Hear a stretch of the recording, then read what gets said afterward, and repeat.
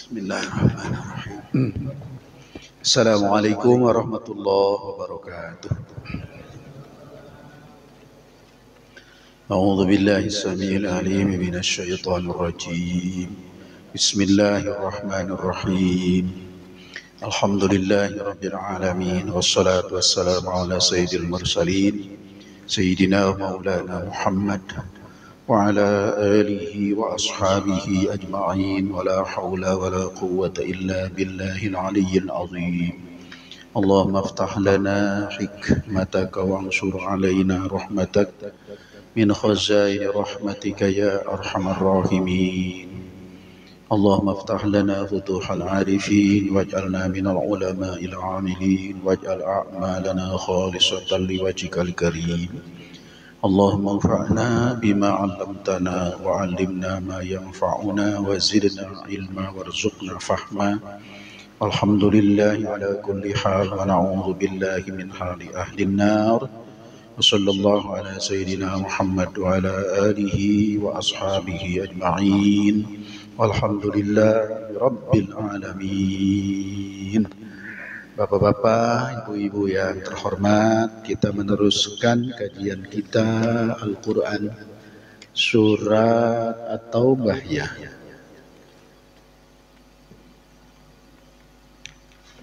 Surat At-Taubah ayat berapa ya?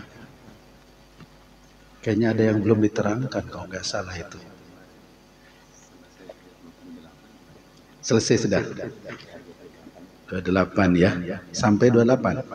Dah. Sekarang 29 29 ya. Oh iya, 28 agak panjang mungkin saya nerangin karena itu tentang orang musyrik ya. Tidak boleh masuk Masjidil Haram, mendekati Masjidil Haram dan seterusnya. Saya agak tolekan. Tapi ayat 29-nya belum ya, Pak? Belum udah juga. Oh belum. Jadi kita baca dari 29 kalau gitu Pak Ustaz. 29 wa qatilul ladzina la yu'minu billah wala bil yaumil akhir. Nah, mungkin kita sampai di mana ya? Mungkin sampai ayat ayat berapa? 35. 29 35 kalau sempat, kalau tidak nanti sebagian. Dari qatilul ladzina la yu'minuna.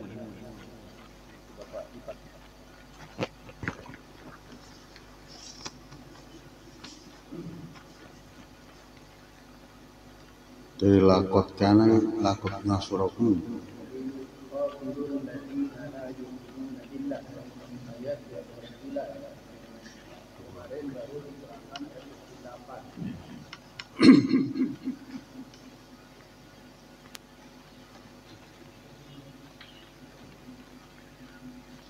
A'udzu billahi minasy syaithanir rajim.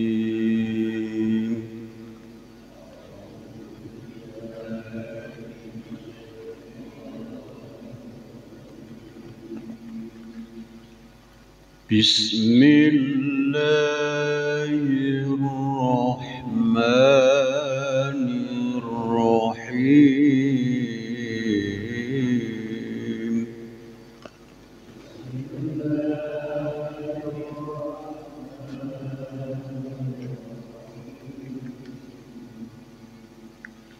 Wa qalatil yahud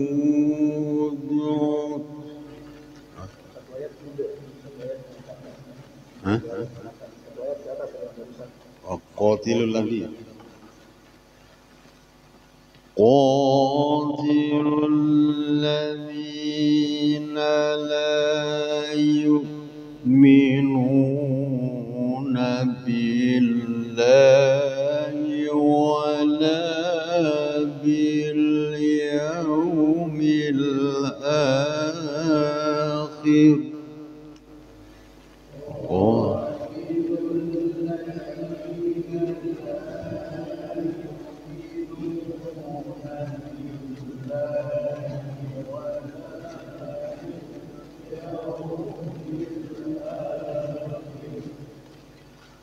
ولا باليوم الآخر ولا يحرمون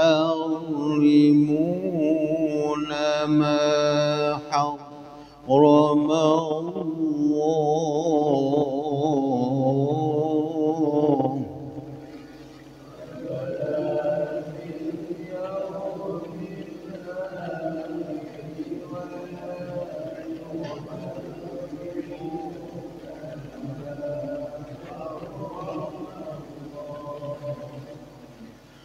ولا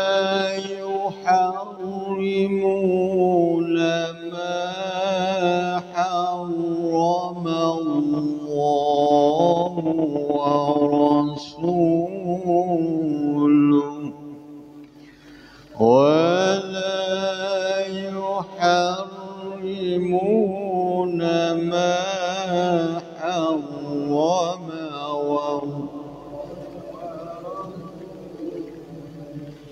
ما حرم الله ورسوله ولا يدينون دين الحق ما حرم الله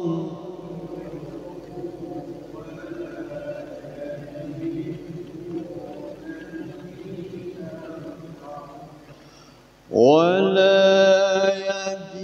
يدينون دين الحق من الذين أوتوا الكتاب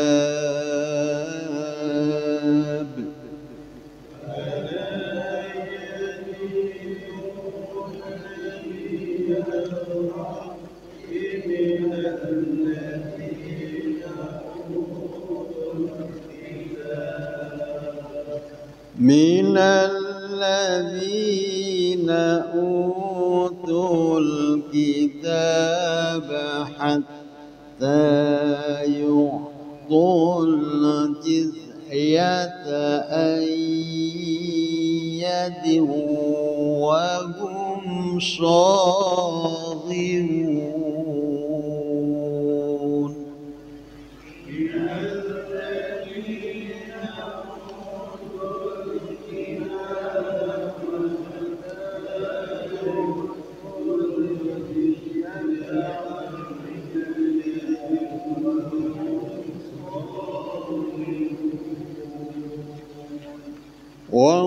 وقالت اليهود عزير ابن الله وقالت النصارى المسيح ابن الله وقالت اليهود عزير ابن الله وقال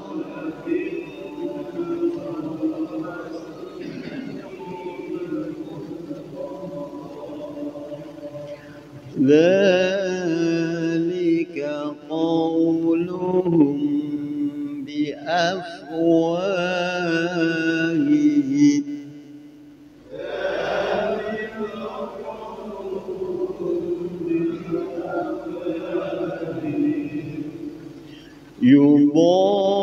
يضاهئون قول الذين كفروا من قبل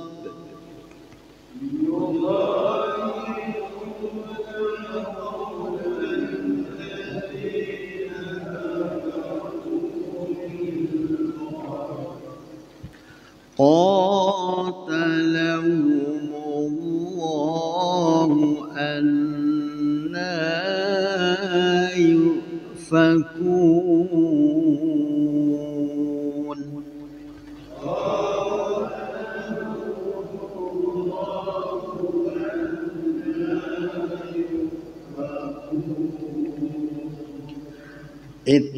اتخذوا أحبارهم ورهبانهم أربابا من دون الله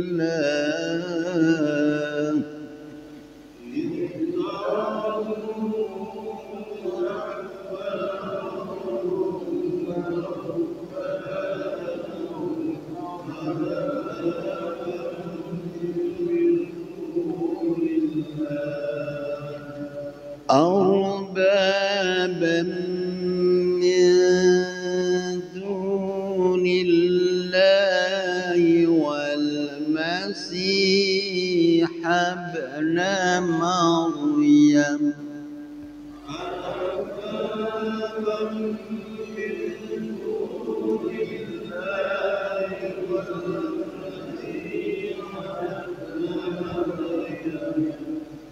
وما أمروا إلا ليعبدوا إلها واحدا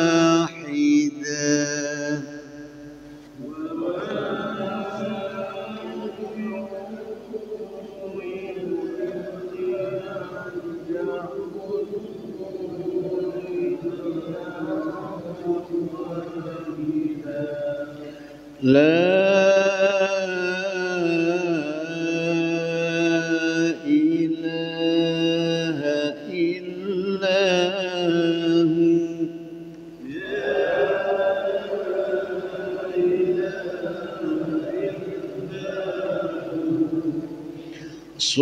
سبحانه عما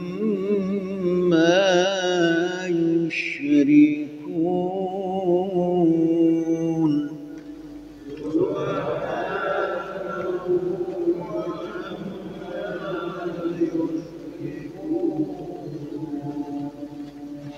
صدق الله العظيم.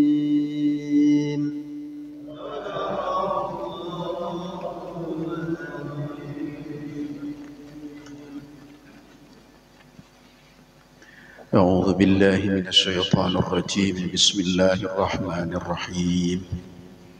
قاتلوا الذين لا يؤمنون بالله ولا باليوم الآخر ولا يحرمون ما حرم الله ورسوله.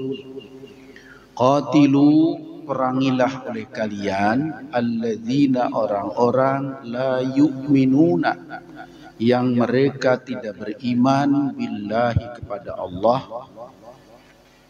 Jadi alasan Islam boleh perang dengan pihak lain, satu, mereka tidak beriman kepada Allah. Wala bil yaumil akhir, dan mereka tidak beriman kepada hari akhirat. Wala yuharrimuna ma harramallahu wa rasuluh. Wala yuharrimuna, dan mereka tidak menetapkan hukum haram, tidak mengharamkan ma harramallah, apa yang diharamkan oleh Allah, wa rasuluhu, dan diharamkan oleh rasulnya. Wala yadinuna, dan mereka tidak beragama dinal haq, dengan agama yang benar. Mereka itu adalah minalladzina utul kitab, di antara mereka yang sudah mendapat kitab suci, maksudnya Yahudi maupun Nasrani. Hatta, sehingga perang itu tidak usah. Tul jizyah, mereka siap membayar jizyah. An yadin, dari tangannya atau dengan sukarela. Wahum shaghirun, posisi mereka adalah di bawah kekuasaan umat Islam. Jadi ketika umat Islam berperang dengan pihak lain, perlu dikasih catatan dulu bahwa Islam bukan disebarkan dengan perang. Islam itu dengan dakwah. Tapi kalau dakwah itu mendapat rintangan yang keras sehingga harus perang, maka tidak mengapa dilawan dengan perang. Lalu yang diperangin itu adalah satu, menyangkut masalah agama, yaitu mereka tidak beriman kepada Allah, tidak beriman kepada Rasulullah, tidak beriman kepada Allah, tidak beriman kepada hari akhirat. Kalau mereka beriman kepada Allah, beriman kepada hari akhirat, menyatakan damai dengan kita, tidak boleh kita perang dengan mereka. Dan alasan lainnya, wala yuharrimuna ma haramallahu wa rasuluh, dan tidak menetapkan haram terhadap apa-apa yang diharamkan oleh Allah dan Rasulnya. Jadi masalah penetapan hukum halal haram itu masalah hak Allah yang harus ditegakkan. Lalu misalnya di daerah kita, di umat Islam, ada yang terang-terangan yang halal diharamkan, yang haram dihalalkan, maka itu jadi musuh buat kita ini. Bagi umat Islam, di tengah wilayah umat Islam, lalu ada yang menghalalkan babi misalnya, itu musuh itu, menghalalkan babi. Di tengah umat Islam ada yang menghalalkan babi, ada yang menghalalkan minuman keras, ada yang menghalalkan judi, itu musuh itu. Karena itu apa yang diharamkan Allah tetap harus haram, tidak boleh dihalalkan. Bahwa ada agama lain yang punya keyakinan lain sesuai dengan agamanya, itu bukan menghalalkan yang diharamkan, mereka mengikuti petunjuk agamanya sendiri. Tapi yang sudah jelas dihalalkan, diharamkan oleh Islam, maka tidak boleh disebut halal. Yang diharamkan oleh Allah dan Rasulnya tidak boleh ditetapkan sebagai halal kalau sudah diharamkan. Maka saya kemarin pernah berkomentar tentang ada bazar makanan non halal, itu ngeri itu. Melawan hukum itu, Pak. Bazar makanan non halal. Bahwa mereka bazar makanan daging babi karena kata mereka daging babi tidak haram. Ya terserah, itu bagi mereka sendiri. Tapi ketika menggunakan kata-kata makanan non halal, berarti ngajak kita melanggar hukum, ngajak kita untuk makan yang haram. Sementara hukum halal haram di masing-masing agama itu ada. Di Nasrani juga ada halal haram, di Yahudi ada halal haram, di Hindu juga ada halal haram. Lalu mereka mengatakan non halal, berarti ngajak-ngajak melakukan keharaman. Itu sebetulnya masuk kategori ini, Pak. Itu bermusuhan dengan agama. Karena semua agama mengenal halal haram. Bahwa ada beda-beda dikit, itu urusan perbandingan agama. Orang Yahudi atau orang orang Advent, Nasrani Advent, itu mengharamkan daging unta, mengharamkan daging hewan yang berkuku satu, mengharamkan ikan besar. Itu berlaku bagi pengikut mereka. Berarti mereka mengenal haram dong. Iya. Lalu kita ajak mereka untuk makan yang diharamkan, berarti melawan agama. Bahwa masing-masing agama detailnya ada perbedaan satu sama lain, ya sudah, itu sesuai dengan keyakinannya masing-masing. Tetapi untuk mengajak melanggar hukum halal haram itu adalah perlawanan terhadap agama apapun. Karena di semua agama itu ada hukum halal, ada hukum haram. Bahkan ada definisi yang namanya agama, pasti dia mempercayai sesuatu yang sakral, sesuatu yang disucikan. Dalam masalah disucikan ada larangan, ada kebolehan, semua agama. Jadi kalau orang mengajak melanggar hukum agama, itu sebenarnya melawan terhadap semua agama. Nah khusus dalam Islam, maka detailnya dirinci, mana halal, mana haram. Maka itu harus tetap, halal haram itu tidak boleh diubah-ubah, ditetapkan oleh manusia. Manusia hanya boleh mengambil hukum sesuai dengan ketetapan dari Allah dan Rasulnya.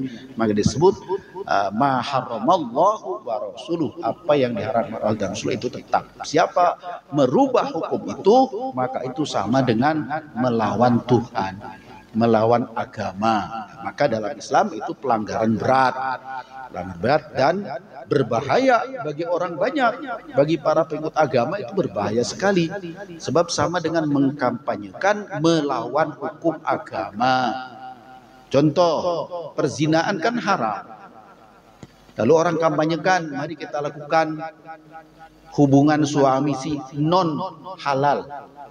Berarti harus yang haram, harus melakukan yang haram. Itu. Jadi kalau yang non halal itu berarti yang haram. Dan bukan cuma makan yang haram itu, mencuri juga haram.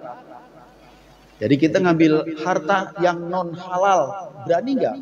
Mari kita berlomba-lomba mencari harta yang non halal. Berarti diajak korupsi juga. Halal haram itu bukan cuma soal makanan, perbuatan yang lain juga ada ketetapan halal haram. Maka saya ngeri dengan kemarin itu, dengan ada pameran itu di Solo katanya yang diselenggarakan, yaitu untuk makanan non halal. Kata-kata non halal itu ngeri itu.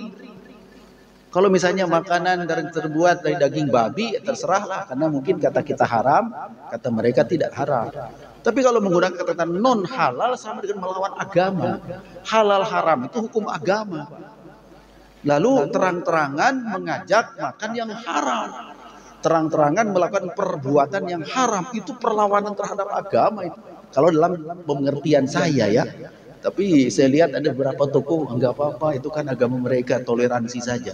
Tapi kata-kata non halal itu bahaya sekali itu. Non halal itu berarti diajaknya kepada yang haram-haram. Nanti merembet bukan cuma ke makanan, ke yang lain-lain. Semua diajak melakukan yang haram, itu melawan agama itu. Jadi pasti bukan orang yang beragama kalau menggunakan kata-kata itu. Hukum itu harus jelas ya. Jadi maaf saya bilang, mencuri kan haram. Berarti diajak juga memperoleh harta dengan cara mencuri kalau menggunakan kata-kata non halal. Kata-kata itu konsekuensinya berat secara hukum menurut saya. Maka ini Al-Quran juga mengungkapkan pelanggaran-pelanggaran berat sehingga umat Islam menghadapi kaum mereka itu boleh melalui peperangan. Karena beratnya urusan ini. Satu urusan akidah, ya, kedua urusan penetapan hukum halal haram.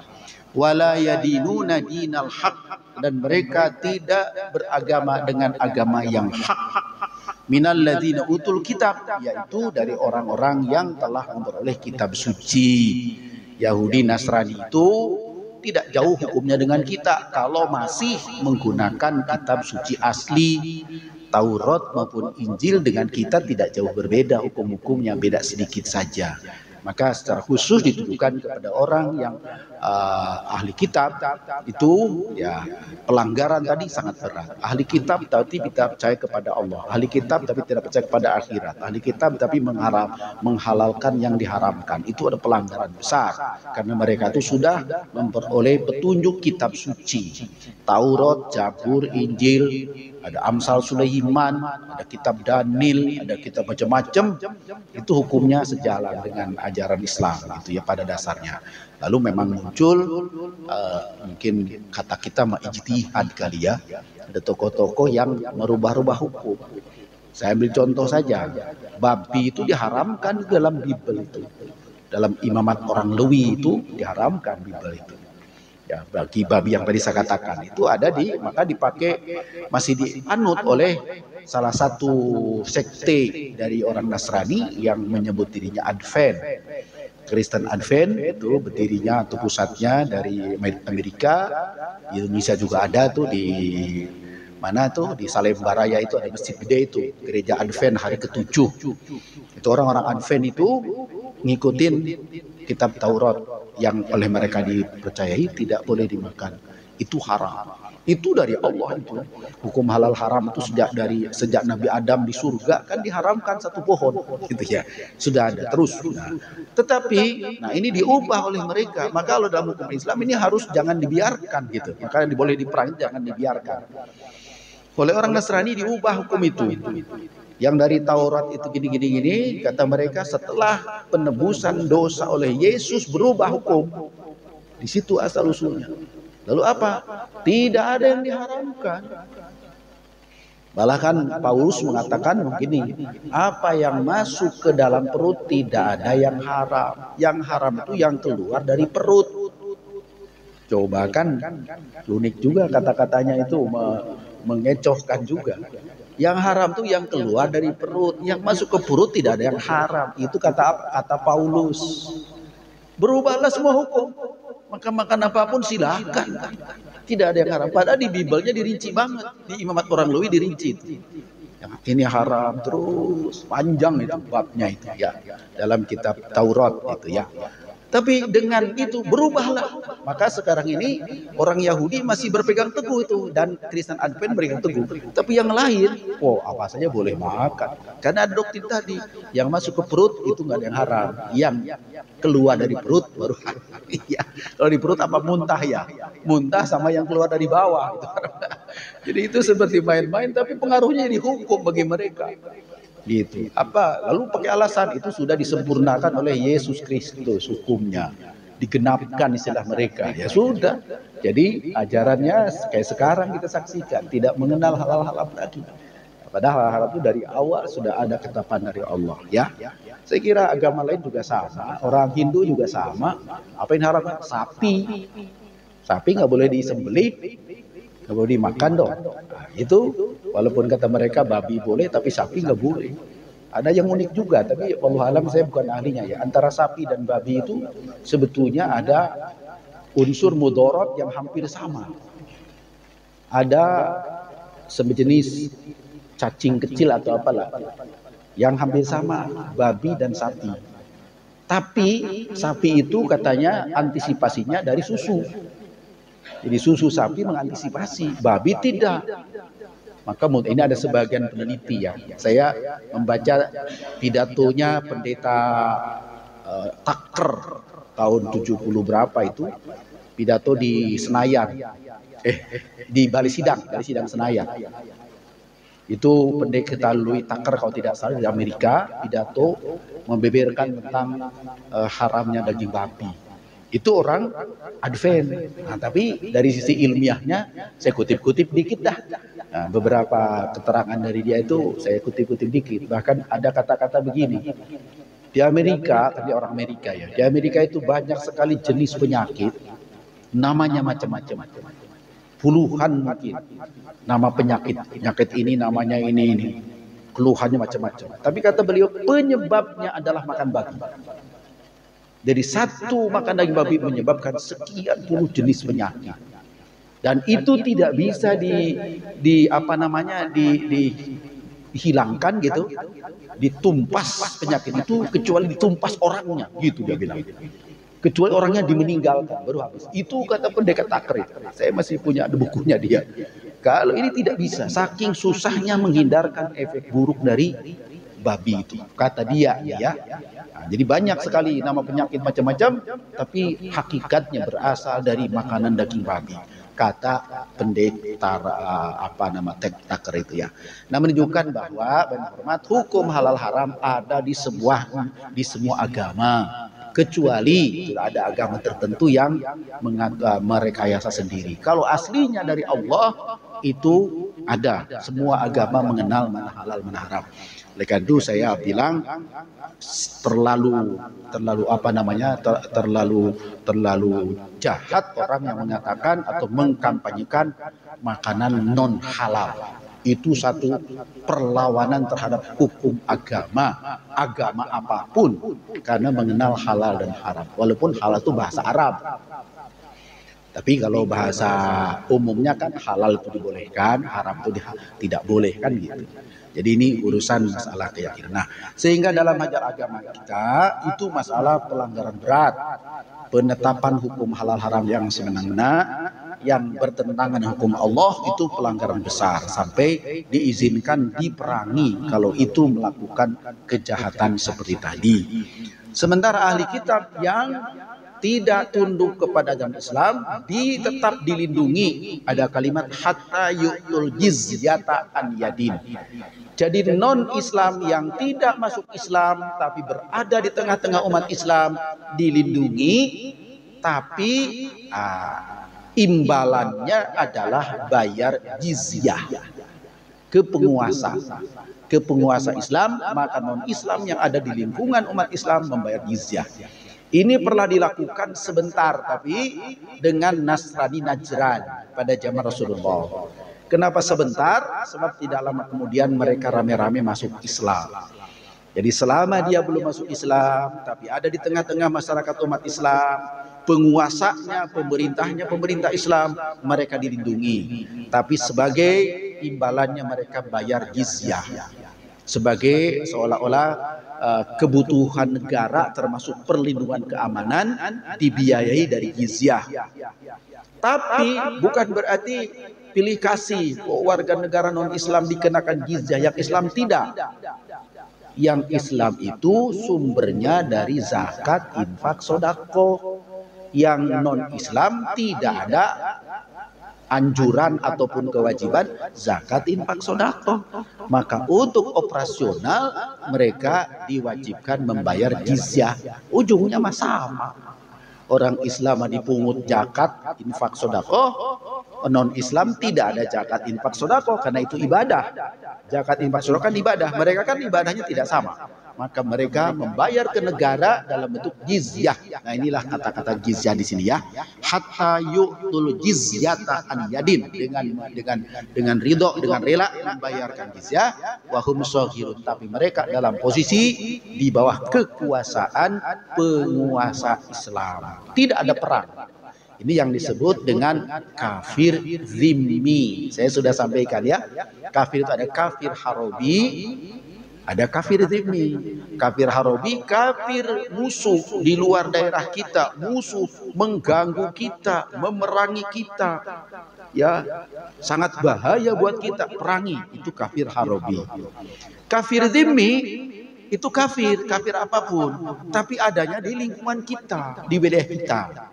Penguasanya orang kita Islam, dan mereka siap untuk tunduk kepada aturan setempat, aturan negara kita, dilindungi. Namanya zimmi. Zimmi itu lindungan, mendapat lindungan. Nah, kepada mereka baru dikenakan wajib jizyah, tapi tidak wajib zakat karena beda agama. Itu jenis kafir yang kedua ya. Kafir hubungannya dengan kita. Satu, harobi, itu bermusuhan. Dua, zimmi, mereka di tengah kita, tapi mereka taat terhadap aturan kita, di mana kekuasaan kita dilaksanakan ajaran agama kita. Yang ketiga, ada kafir namanya kafir mu'ahad. Kafir mu'ahad itu orang kafir di luar daerah kita, beda negara dengan kita, kafir. Lalu menjalin perjanjian damai bahwa kita tidak akan saling mengganggu. Itu juga nggak boleh kita mengganggu. Kita menghormati hak masing-masing, bertetangga baik dengan kafir mu'ahad yang menjalin hubungan perjanjian damai ya. Jadi mirip Nabi Muhammad tanda tangan perjanjian Hudaibiyah. Nabi Muhammad kekuasaannya di Madinah, kafir Quraisy kuasanya di Mekah. Tanda tangan perjanjian tidak akan saling menyerang, namanya perjanjian Hudaibiyah. Nah, jadi itu kafir seperti itu tidak boleh kita mengganggu, ada perjanjian damai. Nah, baru yang keempat ada kafir namanya musta'man. Kafir musta'man itu orang kafir dari luar daerah datang ke kita minta suaka, minta perlindungan keamanan. Nah, tentu saja ada syarat-syarat perlindungan dan harus dilindungi. Itu hubungan kita dengan non-Islam itu ya, sudah rinci tentang jenis-jenis orang kafir. Jadi tidak semua harus diperangi atau tidak semua harus ditolerir, jadi tergantung. Nah, jadi saya suka merenung gimana di Indonesia nih. Indonesia kan bukan negara Islam, negara nasionalis. Ya, lalu di dalamnya mayoritas Islam. Presidennya kalau menurut Undang-Undang Dasar 45 yang asli pasti Islam. Pertama, kalimatnya syaratnya warga negara Indonesia asli. Sekarang aslinya udah nggak ada. Kedua, sumpahnya demi Allah. Pasti demi Allah itu orang Islam. Kan ada di Undang-Undang Dasar 45. Walaupun ada pilihan lain, itu namanya bukan sumpah tapi janji. Itu dalam Undang-Undang Dasar 45. Jadi logikanya Kalau diikutin ke situ pasti presiden itu Islam gitu. Jadi, tapi karena Undang-Undang 45 sudah 4 kali di amandemen, jadi tidak tahu sekarang saya pelajari ada Indonesia aslinya sudah hilang kata-kata aslinya. Nah, tentang sumpahnya saya belum lihat, mungkin masih juga ya. Nah, jadi itu ya. Nah sekarang dia bisa gimana hubungan dengan Islam, statusnya apa? Kayaknya dibilang status Harobiyah tidaklah, kita tidak bermusuhan dengan orang non-Islam di Indonesia. Kedua, apa zimmi? Nah, zimmi ini juga tidak persis. Indonesia mayoritas. Tapi undang-undang bukan undang-undang Islam. Lalu ada minoritas. Ada Nasrani, ada Hindu, Buddha, Konghucu. Di tengah-tengah kita ya. Nasraninya ada Katolik, ada Protestan. Hidup berdampingan. Apa masuk kategori zimmi? Nampaknya tidak persis juga. Walaupun kita mayoritas dan cenderung berkuasa, walaupun tidak penuh ya, karena kita bukan negara agama. Di dalamnya ada minoritas yang agama lain. Lalu muncul perjanjian. Jadi ini kombinasi nih. Perjanjian sesama warga negara untuk hidup berdampingan dengan baik. Melalui apa? Kesepakatan Pancasila. Kesepakatan Undang-Undang Dasar 45. Kita berdampingan tanpa menyebut agama apapun. Nah, jadi kalau saya lihat nih kayaknya kombinasi antara zimmi dan mu'ahad. Dari sisi perjanjian masuk kategori mu'ahad. Dari sisi lingkungan wilayah seperti zimmi. Nah, gitu ya. Lalu kewajibannya jizyahnya apa? Bukan jizyah, tapi pajak. Nah, pajak mah semua kena. Nah, cuman walaupun orang bilang bagusnya orang Islam mah nggak usah pajak. Orang Islam mah suruh zakat aja yang kayak-kayaknya.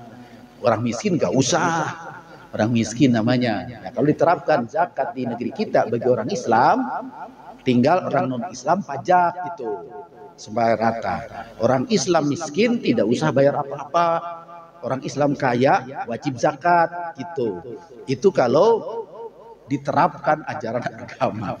Tapi Indonesia bukan negara agama, negara nasional saja, akhirnya disamarata, semuanya kena pajak. Zakat ada juga internal umat Islam.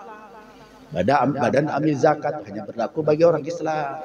Lembaga amil zakat bagi umat Islam, bagi yang lain tidak berlaku apa-apa. Tapi pajak semuanya. Islam kena pajak, non-Islam kena pajak juga. Saya tidak tahu apa hal seperti ini perlu dibenahi apa tidak gitu ya. Overlapping seperti ini, orang Islam itu ya bayar zakat, ya bayar pajak. Maka tahun 90-an saya masih ingat itu ada dirjen pajak namanya Pak orang Cirebon tuh Pak Samaun apa namanya ya, itu dirjen pajak. Itu beliau kasih ceramah kalau laporan keuangan, jadi maaf kemana-mana ini, laporan keuangan rugi laba ya, terakhir kan ada rugi laba tuh. Laba berapa? Ada laba sebelum pajak, ada laba setelah pajak, kan gitu. Masalahnya zakat di mana letaknya? Karena perusahaan yang untung itu juga harus bayar zakat. Bahkan bukan dari untung, dari aset, dari kekayaan bersih, itu zakat namanya. Di mana bayar pajak dulu lalu zakat, berarti zakatnya akan agak sedikit karena 2,5% dari untung yang dipotong zakat, jadi agak kecil. Atau balikan zakat dulu sebelum pajak, jadi agak gede zakatnya. Itu dulu jadi diskusi panjang itu antara Dirjen Pajak dengan MUI. Saya masih ingat, kalau lupa saya namanya, saya ada beberapa naskah beliau ya tentang zakat. Nah ini, jadi karena apa? Di Indonesia tumpang tindih, ada zakat juga, ada pajak juga. Dalam benak saya bagusnya orang yang sudah zakat nggak usah pajak.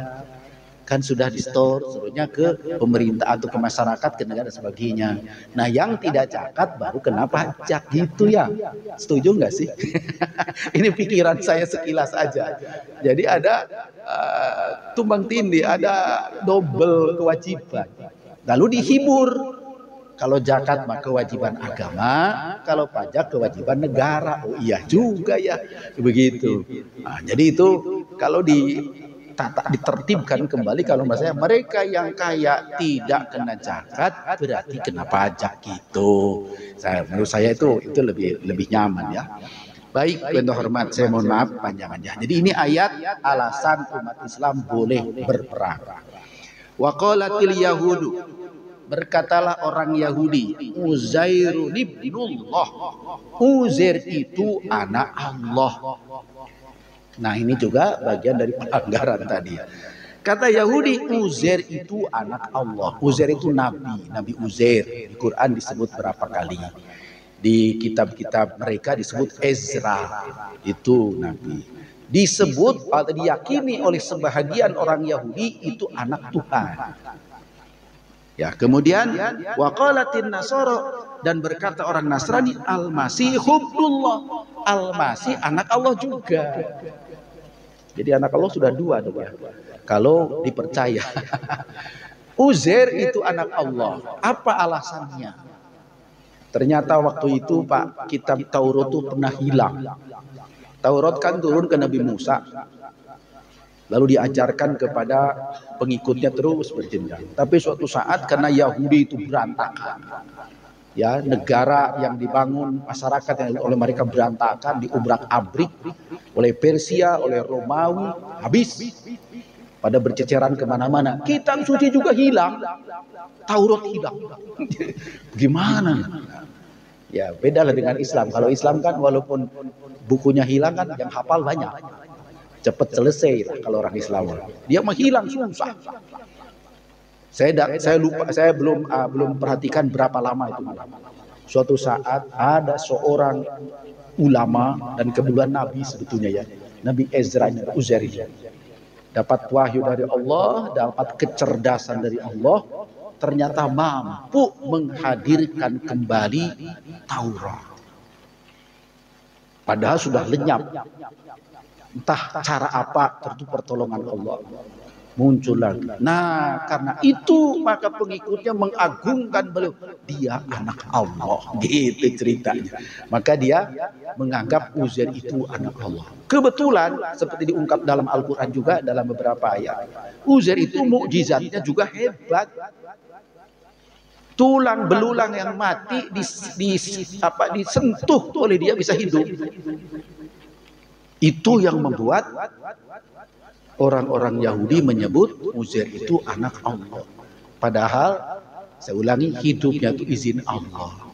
Kan Nabi Musa juga menghidupkan orang mati dengan dengan buntutnya sapi. Hidup kan bisa. Siapapun kalau izin Allah mah bisa.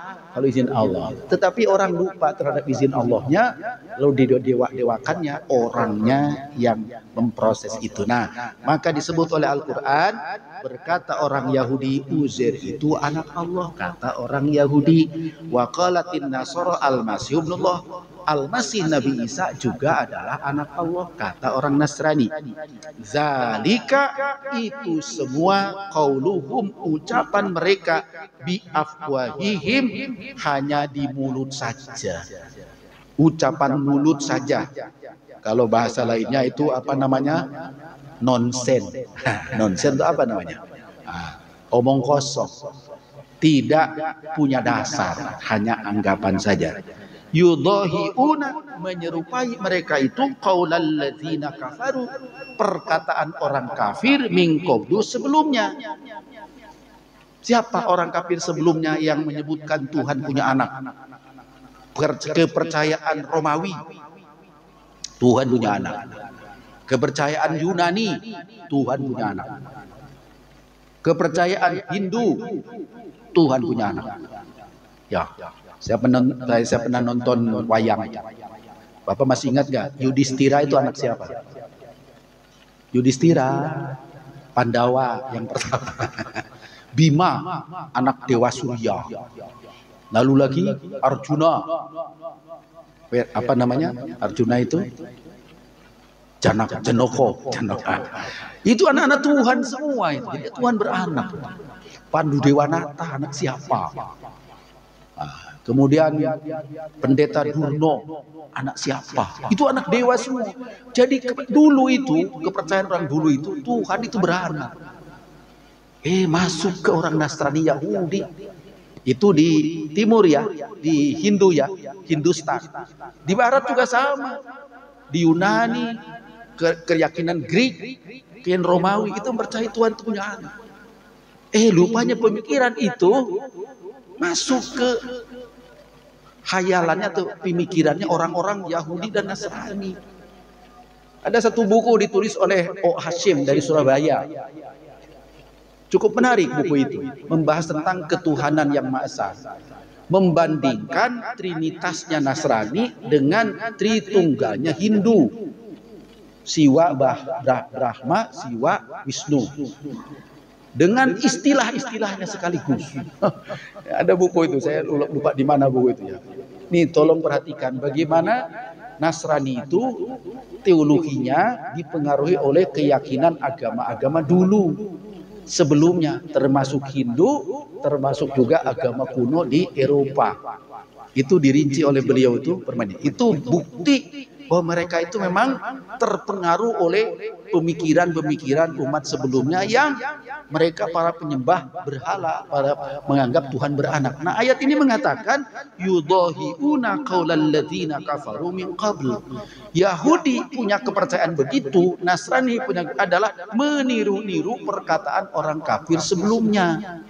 Ya, qatalahumullah, Allah melaknat mereka dengan cara ikut-ikutan sesat itu. Anna yufakun, bagaimana mereka membikin-bikin keyakinan dengan bikinannya sendiri, tidak bersumber dari Allah sebagai agama. Bapak Ibu hormat, mohon maaf ya, saya baru 2 ayat nih, jadi 1 ayatnya belum juga nih. Nanti kita lanjutkan lagi lah pelan-pelan. Jadi itulah, barangkali waktunya sudah habis. Jadi ayat ini pertama memperjelas perbedaan antara keimanannya Islam dengan agama lain. Kedua, andai kata terjadi perselisihan dalam masalah yang prinsip, lalu membahayakan buat perkembangan agama kita, agama Islam yang benar, maka Islam diperbolehkan mempertahankannya mati-matian sampai perang sekalipun harus siap. Kalau agama kita terancam oleh ajaran yang sesatnya seperti itu dalam hal prinsip-prinsip keyakinan. Karena Allah sayang kepada umat manusia supaya umat manusia selamat dunia akhirat. Maka ajaran agama Islam itu meluruskan keyakinan umat manusia seluruhnya. Dan Islam adalah agama dari Nabi Adam, diajarkan Nabi Adam sampai Nabi Idris, Nabi Nuh, Nabi Ibrahim, terus sampai jalan yang lurus. Di luar itu ada jalan kesesatan yang harus diajak kepada jalan yang lurus. Demikian, wallahu a'lam bishawab. Shadaqallahul azim.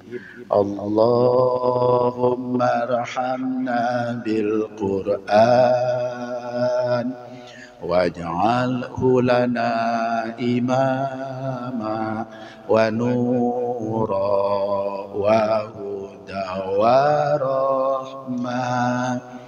Allahumma zakirna minhu ma nasina wa 'allimna minhu ma jahilna warzuqna tilawatahu ana al-laili wa atrafan nahar waj'alhu lana hujjatan ya rabbal alamin. Wassallallahu ala sayyidina Muhammad wa ala alihi wa ashabihi ajma'in walhamdulillahi rabbil alamin. Wassalamualaikum warahmatullahi wabarakatuh.